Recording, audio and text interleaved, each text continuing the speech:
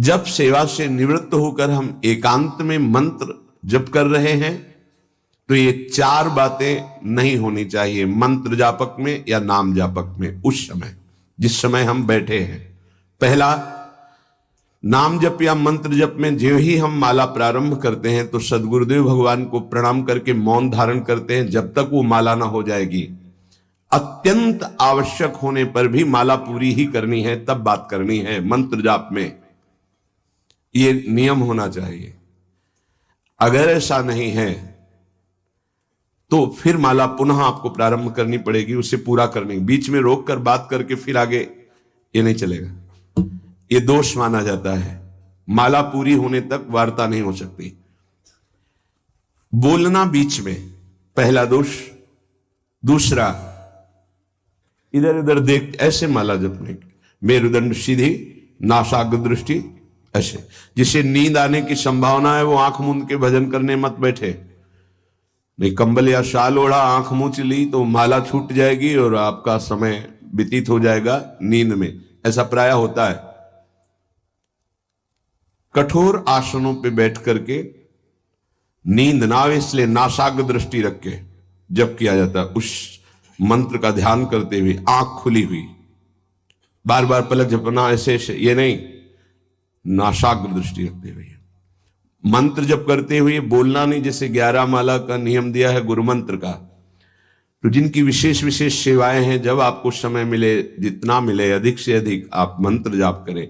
जब आप आसन पे बैठकर मंत्र जाप कर रहे हैं तो बोलना नहीं है, माला पूरी होने पर ही बात करें अगर कोई अत्यंत आवश्यक है। दूसरा, इधर उधर गर्दन हिलाना, देखना, ये नहीं। मेरुदंड सीधी, आंख खुली हुई, आंख मूंद के नहीं जपना। एक महाभागवत की पत्नी निरंतर भगवदाकार वृत्ति में रहती थी। तो उनके पति जब पूजा में बैठते तो आंख मूंद करके बैठते, ध्यानस्थ ऐसे। एक बार उन्होंने पूछा, प्रभु आपके आंख मूंदने और आंख खोलने में अंतर पड़ता है क्या? तो उनका पड़ता है। तो बोले आपकी पूजा अधूरी। हम चाहे बाहरी दृष्टि में हो या आंतरिक दृष्टि में हो, एक ही चिंतन होना चाहिए। आंख खुली हो या आंख बंद, तभी सच्चा उपासक है। तीसरा, हिलना मंत्र जाप के समय। ये कीर्तन में हो सकता है, पद गायन में हो सकता है, लेकिन मंत्र जाप के समय हिलना नहीं, ये नहीं। गर्दन घुमाना, बात करना। चौथा, हंसते हुए प्रपंच की वार्ता करना, हंसी मजाक चल रही, बोलना मतलब उत्तर देना। चौथे में जो हंसते हुए प्रपंच वार्ता करना। बैठे कुर्सी में 3 लोग, माला हाथ में, प्रपंच की वार्ता। अपमान कर रहे हो माला का, मंत्र का। आप क्या कर रहे हो? उपहास कर रहे हो। 4 लोग जा रहे हैं, माला सरक रहा है, बातचीत कर रहे, तो माला सरकाने से थोड़ी भगवत प्राप्ति होगी। जो माला की एक भी मन का नाम और मंत्र से खाली ना जाए, उसका चिंतन करते हुए, वो आंतरिक चिंतन को बढ़ाने के लिए माला है। माला सरकाने से थोड़ी भगवत प्राप्ति होती है। माला की मनका के सहारे से हम प्रत्येक मंत्र का चिंतन करके, उसका श्रवण करके, मनन करके तब फिर आगे बढ़ते हैं। ये थोड़ी कि जल्दी जल्दी। किसी किसी की माला को तो देखते हैं कि इतनी रफ्तार से कैसे चल सकती है। अगर हम केवल राधा नाम भी जपें तो इतनी रफ्तार से नहीं चल सकता, क्योंकि हमें लिखना है राधा राधा। फिर अष्टादशाक्षर मंत्र या द्वादशाक्षर मंत्र, फिर इन मंत्रों को तो कैसे आप इतनी जल्दी, कैसे बिना अक्षर मात्रा दर्शन के कैसे आप मन का सरका दिए? 11 माला बहुत होते हैं। अगर जिस पद्धति से कहते 11 माला कर लो तो बहुत जल्दी मानसिक सिद्धि प्राप्त हो जाए।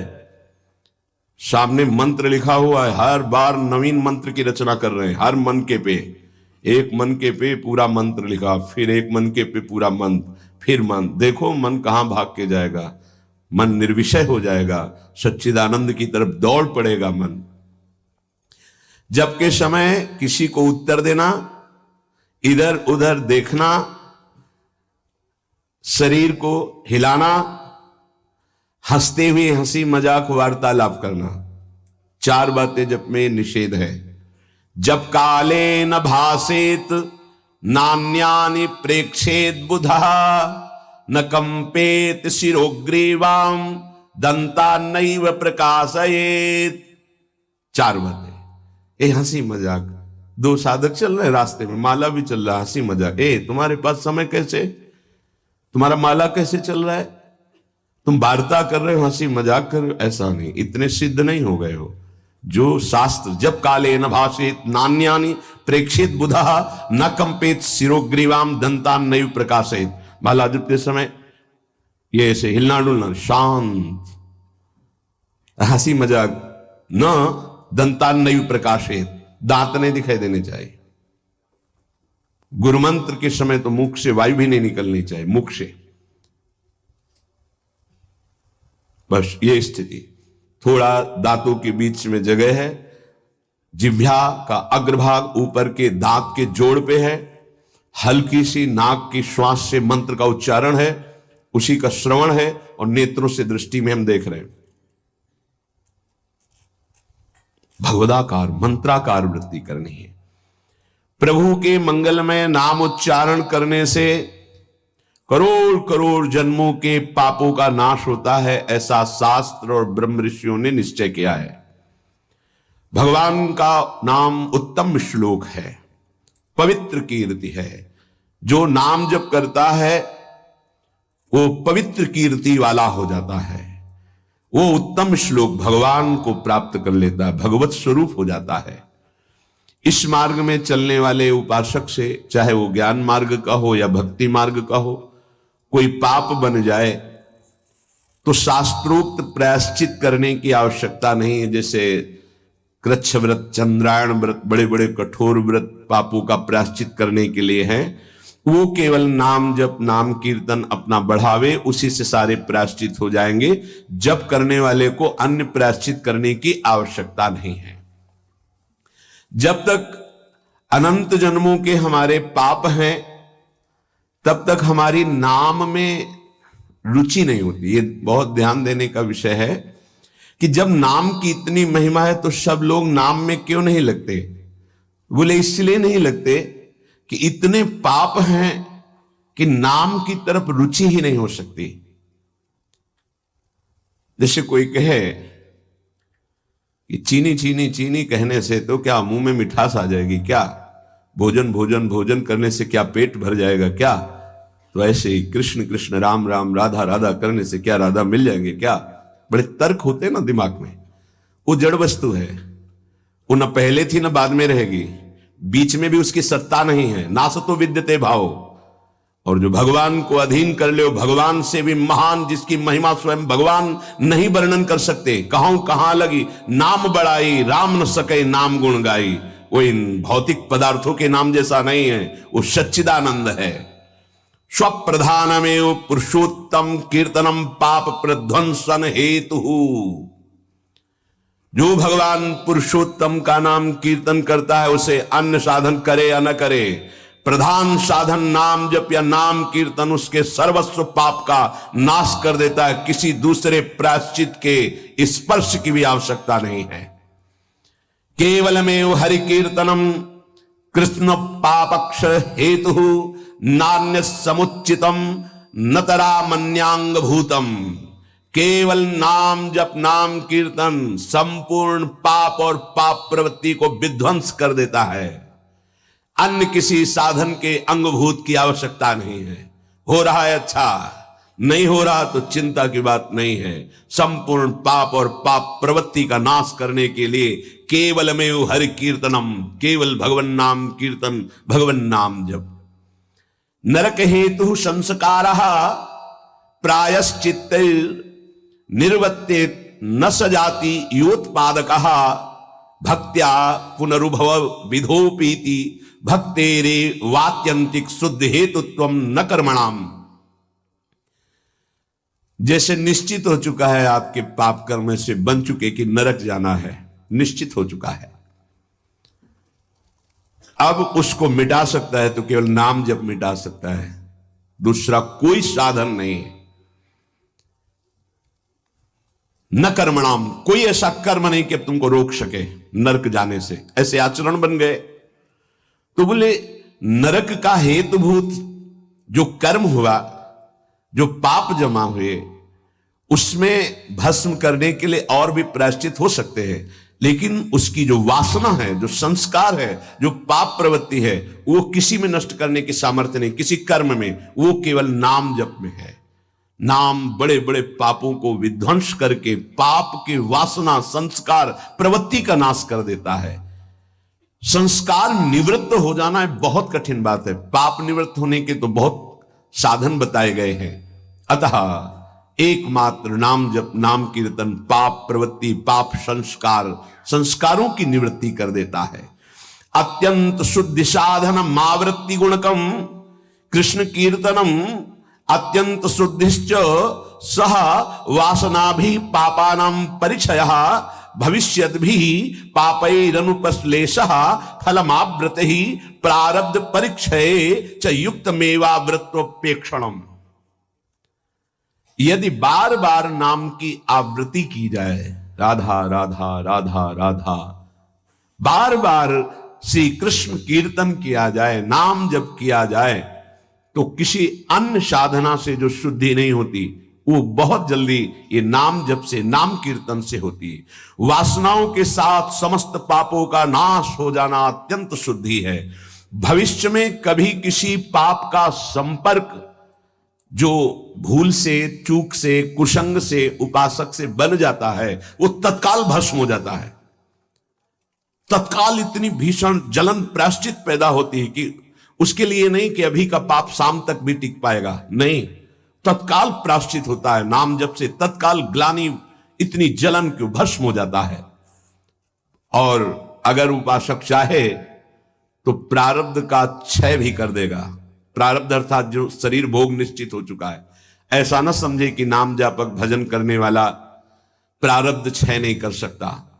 हर रोग को नष्ट करने की सामर्थ्य है, पर वो अपने नाम जप की जो आवृत्ति कर रहा है, अव्यावृत भजनात्, बार बार नाम जप कर रहा है, वो आराध्य देव के विधान को जानकर सुखी होने वाला उपासक हो जाता है।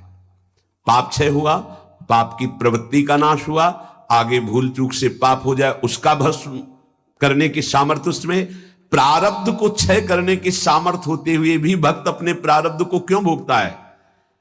क्योंकि वो उस भजन से अपने आराध्य देव को प्रसन्न देख करके, मन जहां है सावई मना कृष्ण पदारविंदेव, अब उसे प्रारब्ध कोई दुखद नहीं लगता, अपने स्वामी का मंगल विधान लगता है, वो उसे सहज में भोग लेता है। यदि चाहे तो उसे तत्काल भस्म कर दे प्रारब्ध को। आगे इसका वर्णन करते हैं। अप्रारब्ध प्राचीन पापक्षये सकृत कीर्तनमेव साधनमिति निरपवादम अन्नवचनानि संत्य अनंतानि। प्रारब्ध से भिन्न पापों का क्षय समझना। अप्रारब्ध प्राचीन पापक्षय, बिना प्रयास के नाम जप से वो क्षय हो जाते हैं। प्रारब्ध के लिए संकल्प करना पड़ता है और भक्त संकल्प रहित होता है, इसलिए प्रारब्ध को भोगता है। जो प्राचीन पापाक्षय अप्रारब्ध, जो प्रारब्ध में नहीं है, पूर्व संचित जमा पाप कर्म है, वो सकृत कीर्तन में साधनमिति, एक ही साधन भगवन नाम कीर्तन, भगवन नाम जब वो स्वाभाविक नष्ट हो गया।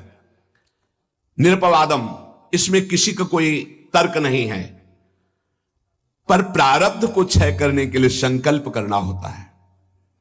ये मेरा रोग नष्ट हो जाए, ये कभी भक्त नहीं कर सकता।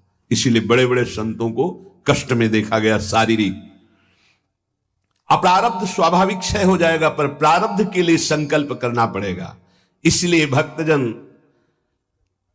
अत्र वचनानि संत्यनंतानि, संतों के अनंत वचन पाए गए। क्या कि जैसे मेरे प्रभु रख रहे हैं वैसे मैं बहुत राजी हूं, मेरे स्वामी जैसे मुझे रख रहे हैं, जोई जोई प्यारो करे सोई मुहि भावे, तेरा किया मीठा लागे।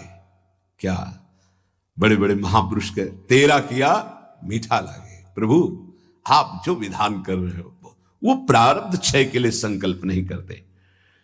कीर्तनात् पापक्षय तदा वृत्त्या तद विषयाणाम वासनानाम प्रचयः अपचयश्च पापवासनानां ततो भगवज्जनो सेवा सात्यताम ततस् तदुपवर्णित महिमनि भगवती पुण्य श्लोक शेखरे भगवती नैष्ठिकी भक्ति तत्शोकादि नाम अत्यंतोच्छेद ततः सत्वस्य परमोत्कर्षः तत्व साक्षात्कार ततो मुक्ति रीति अयमर्थः। ओहो, बड़ी अद्भुत बात वर्णन कर रहे हैं। ये कीर्तन केवल पाप का ही नाश नहीं करता, नाम जप, ये नाम जप बार बार जो आवृत्ति की जाती है इससे उपासना की वृद्धि होती है, वासनाओं का नाश होता है। इसके पश्चात भगवत प्रेमी महात्माओं का सानिध्य मिलता है। ये बड़े गूढ़ विषय है। जब तक आपके पाप क्षय नहीं हुए तो आप संतों के सन्मुख नहीं पहुंच सकते। भगवत कृपा हुई, कैसे पाप क्षय हुए? श्रवण सुजस सुनी आयऊ। जब कान में श्रवण में हमारे भगवतीय सिद्धांत नाम महिमा पड़ी तो सुन सुन के हमारे हृदय में इच्छा जागृत हुई, चलो संत दर्शन करते हैं। भजन का फल हुआ संत दर्शन, नाम जप का, नाम कीर्तन का फल हुआ भगवत प्रेमी महात्माओं का सानिध्य, संग। ततो भगवज्जन सेवा सात्यतम।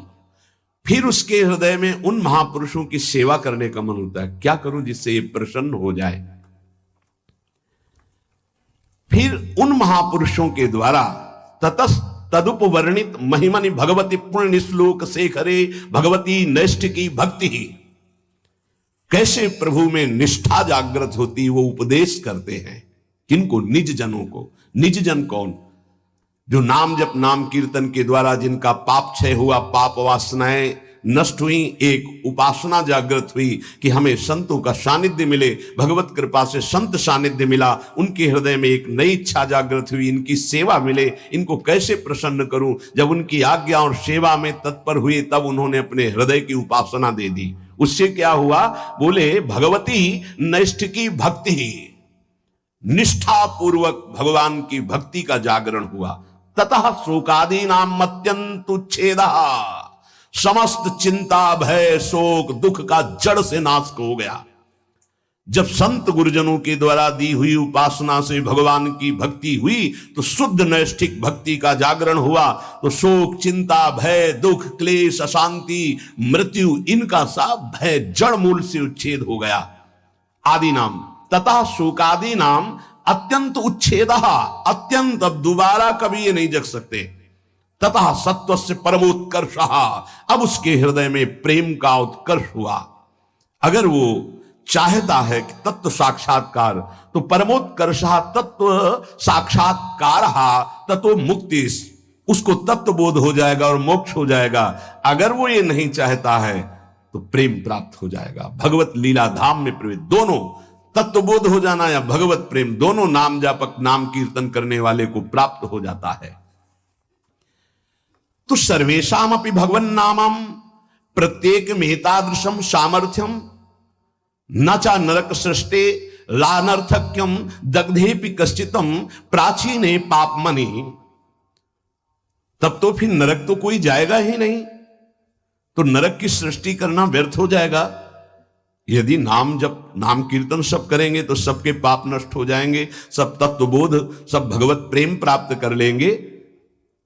तो नरक सृष्टि रानर्थक्यम, बेकार की नरक की सृष्टि हुई। दग्धेपि कर्तचित प्राचीने पापमनि, क्योंकि पूर्व पापी नरक में दग्ध करते हैं, जलाते हैं, कष्ट भोगवाते हैं, और वो तो नाम जप नाम कीर्तन से नष्ट हो जाता है। तो कह रहे हैं तदुत्तर काल भावी भी रंगो भी महदवा मानिश्च नरकपातस्यापि संभवात्। बड़ा सूक्ष्म विषय वर्णन करते हैं। ना चावृत्ति गुणकमेव कीर्तनम सर्वस्यापि भविष्यतीति कश्चिदस्ति नियमः। एक तो सब नाम महिमा सुन भी नहीं पाएंगे। भारत में कितनी जनसंख्या है? 135-40 करोड़ तो है ही है। क्यों, ऐसे ही तो है? 140 करोड़। क्या सब नाम महिमा सुनते हैं? क्या सब भगवान नाम कीर्तन करते हैं? नहीं। तो कह रहे हैं ये बात मत सोचो कि कोई नरक नहीं जाएगा, बहुत जाएंगे। क्योंकि नाम कीर्तन नाम जप में सब थोड़ी लगे हैं। दूसरी बात, जो नाम में लगे भी हैं वो कह रहे हैं कि संभावना है उनके नरक जाने की। कैसे? बोले यदि किसी महापुरुष का अपमान कर दिया, निंदा कर दी, वैष्णव अपराध बन गया तो पतन होने का चांस हो जाता है, या आज्ञा शास्त्र की उल्लंघन करके कहीं ममता कर बैठे तो उसको पतन होने का चांस रहता है। बोले उदाहरण में आप बताइए कि नाम जापक कौन जो ममता करके अपनी स्थिति से भ्रष्ट हो गया? बोले अतएव भरत देवस्वापि ऋषभ देवे नानुग्रहीतस्यापि प्रतिबद्धा परोक्षान भवत वादांतरायै रत्यंत सूक्ष्मन भगवद उपासना त्वाच तदुत्तर काल भाविना मृगाशक्ति रूपेण कर्मणा निकृष्ट देहारंभा मृगत्वपमपि। जहां निरंतर भजन के लिए राज्य और पत्नी और पुत्र आदि का त्याग किया भगवान ऋषभ देव जी के पुत्र भरत जी, वहीं मृग की ममता में आकर के मृगाशक्ति रूपेण कर्मणा निकृष्ट देहारंभा, निकृष्ट देह मृग की प्राप्त कर लिए। अगर ममता करेंगे चूक हो जाएगी, जन्म जन्मांतर के लिए कितना जाना पड़ेगा। उनकी सावधानी ये रही कि मृग शरीर में भजन किए तो अगले बोध संपन्न जड़ भरत जी के रूप में प्रकट हुए।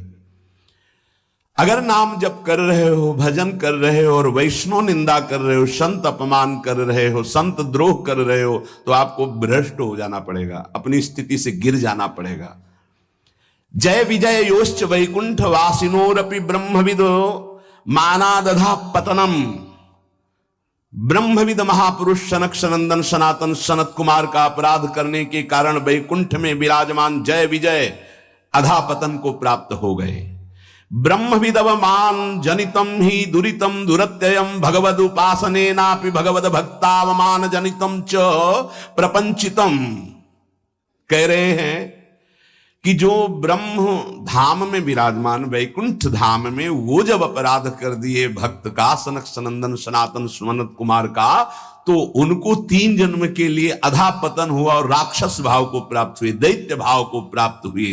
तो जो भगवद भाव मान जनितम च प्रपंचितम, जो प्रपंच दृष्टि रखकर नाम जप करते हैं, भगवद भक्तों का अपमान कर देते, निंदा कर देते हैं, तो महात्माओं का अपमान करने से उनकी गति बिगड़ सकती है। इसमें 3 बात बताई। पहले तो सब नाम महिमा सुनते ही नहीं है, सबके कानों में ही नहीं पहुंचती।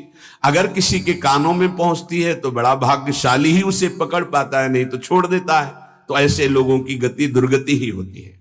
दूसरे जो नाम पकड़ते हैं उनमें कोई भाग्यशाली होता है कि किसी की निंदा स्तुति न करते हुए नाम जप करते हुए आगे बढ़ जाए। नहीं तो जहां नाम जप हुआ अपने में गुणाभिमान आने लग की संभावना होती है, अगर साधु संग ना हुआ, वो दूसरे संतों की फिर अवहेलना निंदा अपमान। देखो भाई, एक ही प्रभु हैं, 10-20 प्रभु नहीं हैं। उनके नाम अनंत हैं, उनके रूप अनंत हैं, उनकी उपासना अनंत है, उपासना की पद्धतियां अनंत हैं, मान सकते हैं, लेकिन प्रभु एक हैं, इसमें कोई संशय नहीं। अब प्रायः एक धर्मावलंबी दूसरे धर्मावलंबी की निंदा करना ही अपने धर्म की महानता समझी जाती है। हमारी समझ में कम आता है। हम किसी की निंदा कर रहे हैं, किसी का अपमान कर रहे हैं, किसी की अवहेलना कर रहे हैं, तो हम अपने आराध्य देव की आज्ञा का उल्लंघन कर रहे हैं। एकादश स्कंद में परमार्थ का जब निरूपण वर्णन हुआ बीच में, तो उसमें था ना किसी की निंदा ना किसी की स्तुति। समझ में नहीं आता। हम समझते हैं हम अपने आचार्य की बहुत महिमा गा रहे हैं, अगर दूसरे आचार्य की निंदा कर रहे हैं, दूसरे इष्ट देव के नाम की निंदा करें तो हम अपने इष्ट देव को बहुत प्रसन्न कर लेंगे। नहीं भाई नहीं, अभी समझ में नहीं आई, अभी बुद्धि ठीक नहीं है। सर्वम खलमिदं ब्रह्म ने नानास्ति किंचन। श्री कृष्ण चंद्र जी कह रहे हैं मत्ता परतरम नान्यत किंचित अस्ति धनंजय, मेरे सिवा कोई नहीं, फिर तुम उनके दास हो। तुमको नहीं दिखाई दे रहा तुम्हारा आराध्य देव स्वरूप में? अवहेलना उपहास, दूसरे धर्म की अवहेलना अर्थात अपने आराध्य देव की, दूसरे वैष्णव की, दूसरे संत की, दूसरे उपासक की निंदा अर्थात अपने आराध्य देव की। कह रहे हैं जय विजय योश्च वैकुंठ वासिनोरपि ब्रह्मविदव मानादधा पतनम, अधा पतनम। वैकुंठ से पतन होना असंभव, लेकिन इस असंभव पद से भी पतन हो गया महापुरुषों का अपमान करने से, और तो सब छोटी बात है। इसलिए ध्रुवदास जी ने भी सिद्धांत विचार लीला में वर्णन किया, भक्तन के अपराध सो डरपत रहो। या एक अपराध है जो बड़ी बड़ी पदवी से तुम्हें भ्रष्ट कर देगा, तुम्हारे सारे सुकृत नष्ट कर देगा। भक्तन निंदा अति बुरी भूल करे, जिनको के सुकृत बहु जन्म के चिन्ह में डारे खोए। अगर कहीं कोई दंभ पाखंड कर रहा है, वो खुद भोगेगा, वो खुद ठग रहा है अपने आप को, खुद जल रहा है, तुम नहीं देख पा रहे। तुम अपने आराध्य देव को देखो, तुम अपनी उपासना को परिपक्व करो, तुम अपनी वासना को नष्ट करो, अपने हृदय में दंभ पाखंड मत आने दो, ये साधना है।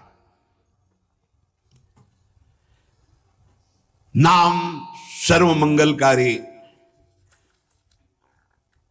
अगर महापुरुषों की स्थिति को देखो तो नाम में बहुत जल्दी प्रीति हो जाएगी।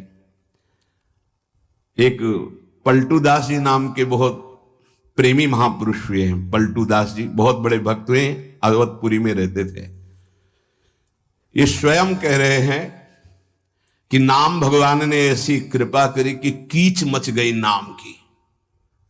नाम की कीच बिना सने कोई जाएगा नहीं। भक्तों के पास ये होता है, उनके समीप जाओ, नाम सुनने को मिलेगा, नाम महिमा सुनने को मिलेगी, और तुम्हें नाम में लगना ही पड़ेगा। ऐसी भक्ति चलावे मची नाम की कीच, मची नाम की कीच बूढ़ा और बाला गावे, पर्दे में जो रहे शब्द सुन रोवत आवे। जैसे भोरी सखी हा प्रियाजू हा लाडली, तो जो सुने कदम रुक जाए और हृदय में द्रवण क्रिया हो जाए, आंखों में आंसू आने लगे, प्रियाजू बाबा पे कृपा कर दो। पलटूदास बाबा जी से जब वो जोर से भगवान नाम उच्चारण करते तो कोई पर्दे में कहीं भी, घर मकान कहीं भी उसके कान में पड़ता तो रोना आ जाता। ऐसी नाम की प्रीति उनके हृदय में जगी। बोले कीच मचा दी नाम की अवध में पलटूदास बाबा। ऐसी भक्ति चलावे मची नाम की कीच, मची नाम की कीच बूढ़ा और बाला गावे, पर्दे में जो रहे शब्द सुन रोवत आवे, सामने उपस्थित हो जाए। भक्ति करे निर्धार रहे त्रिगुण ते न्यारा, आवे दे लुटाए आप ना करे आहारा। जितना वैभव सुख संपत्ति आवे सब संत सेवा में, भगवंत सेवा में आप अपने हिसाब से चलना, ना करे आहारा, उस संपत्ति का भोग नहीं। भक्ति करे निर्धार, कोई आधार नहीं, कोई पदवी, कोई मोक्ष, कोई कल्याण, कोई निमित्त नहीं। सहज भक्ति रहे त्रिगुण ते न्यारा, सतोगुण रजोगुण तमोगुण तीनों से ऊपर उठा हुआ महापुरुष नाम जापक साधु। आवे दे लुटाए आप ना करे आहारा, आए हुए संपत्ति वैभव को संत सेवा भगवंत सेवा आप उसका भोग नहीं। मन सबको हरिले सबन को राखे राजी, सबन को राखे राजी, ये भक्ति की महिमा है। मन सबको हरिले सबन को राखे राजी, किसी का भी द्रोह नहीं। भक्त के सामने कोई भी आ जाए, किसी भी संप्रदाय का, किसी भी धर्म का, सबका आदर, सबका स्वागत, सबको सुख प्रदान करना। क्या जानो भक्ति का स्वरूप क्या है? मन सबको हरिले सबन को राखे राजी,